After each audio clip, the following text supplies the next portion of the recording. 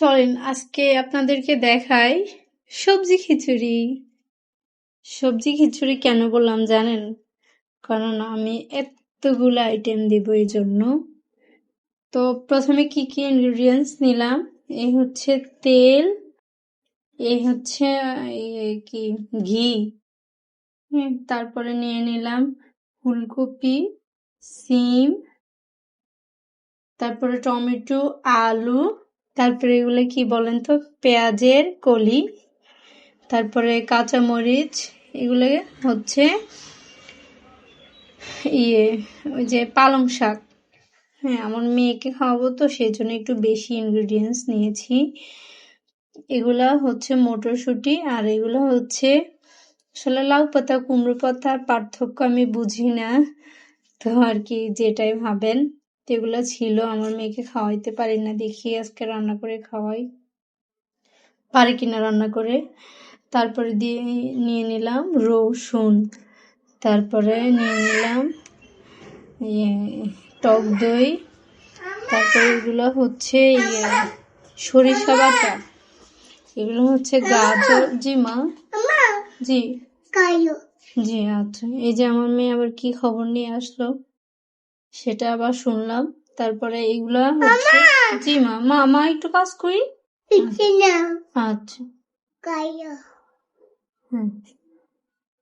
তারপরে আবার এগুলো হচ্ছে ধনিয়া গুঁড়া, এখানে তেজপাতা, তারপরে এখানে হচ্ছে দারুচিনি, এখানে লং, তারপরে এখানে এলাচ, এখানে নিয়ে নিলাম। এগুলা আমার কাছে গুঁড়া দিতে ভাল লাগে না, সেজন্য আমি একটু দেই। তারপরে এখানে নিলাম তো গাজর কুচি, জানি না বলেছি কিনা, তো আবার যা বাটি নাও, আমার মেয়ে আবার এগুলা পছন্দ করে সেজন্য। পরে এগুলো হচ্ছে জিরা গুঁড়া। আচ্ছা, আমার মেয়ে চাচ্ছে আবার, এই যে তারপরে হ্যাঁ দিয়েছি এই যে,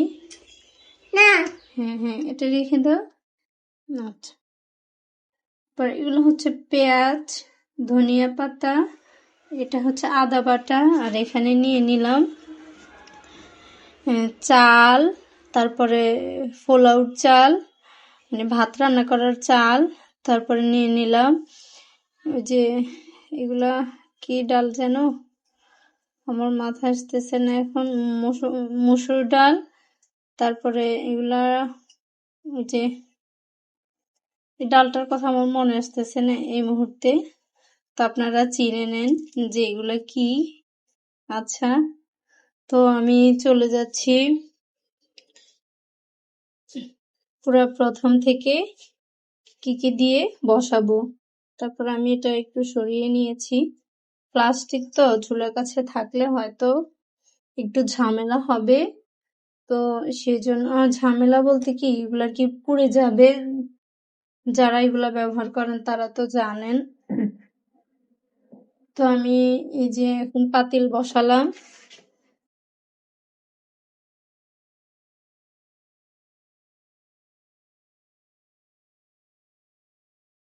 পাতিল বসিয়ে আমি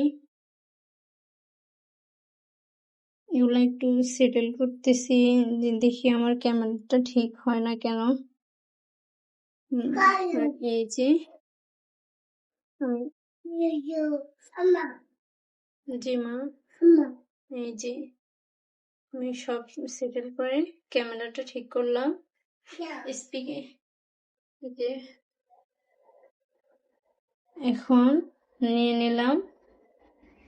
প্রথমে আমি চাল ডাল গুঁড়া এখানে নিয়ে নিলাম, একসাথে সব বসাবো তো সেজন্য হয়তো এক একজন এক এক ভাবে বসায়, তো আমি জানি না কে কিভাবে বসায়, আমার কাছে আবার এভাবে বসালে অনেক বেশি ভালো লাগে।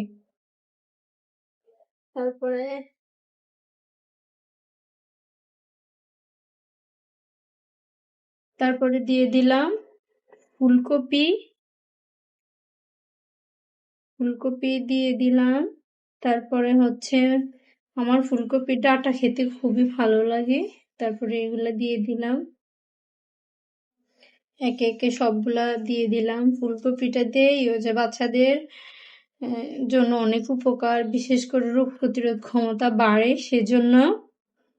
তারপরে দিয়ে দিলাম আলু।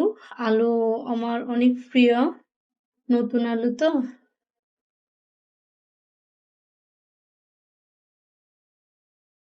সেজন্য তারপরে দিয়ে দিলাম টমেটো। টমেটোগুলো মাশাআল্লাহ দেখতে খুবই সুন্দর, দুই সিস্টেমের, বাহিরে একটু সবুজ, ভেতরে লাল।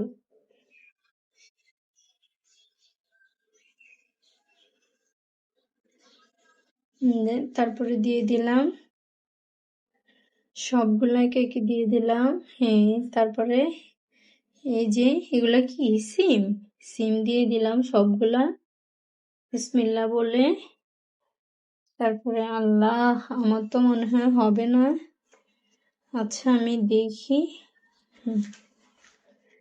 তারপরে দিয়ে দিলাম ওই যে কুমড়া নাকি লাউ পাতা, আমি চিনি না ওইগুলা। তারপরে দিয়ে দিলাম পালং শাক। তারপরে দিয়ে দিলাম পেঁয়াজের কলি। পেঁয়াজের কলি দেওয়ার পরে দিয়ে দিলাম কাঁচামরিচ। আমি একটু কাঁচামরিচ কম দিয়েছি কারণ আমার মেয়ে এগুলা এত কষ্ট করে রান্না করার পরে যদি না ঝাল খায় তাহলে কি করা, কষ্ট তো সব বিফলে যাবে। সেজন্য আর কি আমি একটু ঝাল কম দেওয়ার চেষ্টা করেছিলাম। এগুলো হচ্ছে মটরশুঁটি, মটরশুঁটিও দিয়ে দিলাম, জানি না মানুষ দেয় কিনা। তারপরে এগুলো সবগুলো দিয়ে দিলাম, ওই যে লং এলাচি, তারপরে তেজপাতা, তারপরে দিয়ে দিলাম আদা বাটা,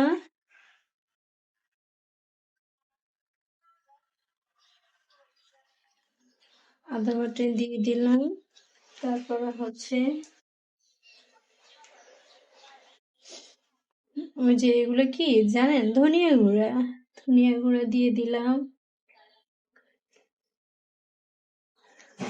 তারপরে দিয়ে দিলাম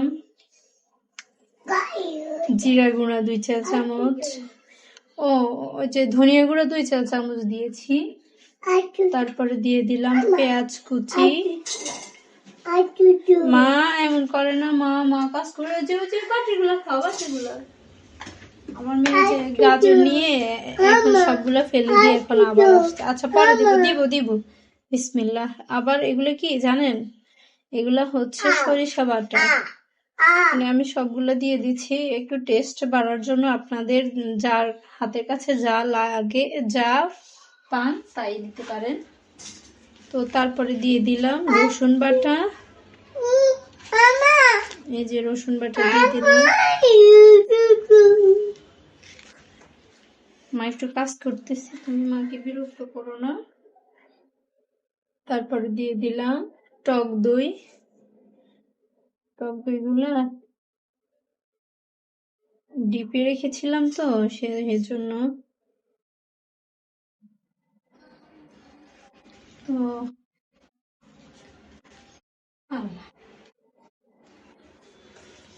তো তারপরে দিয়ে দিলাম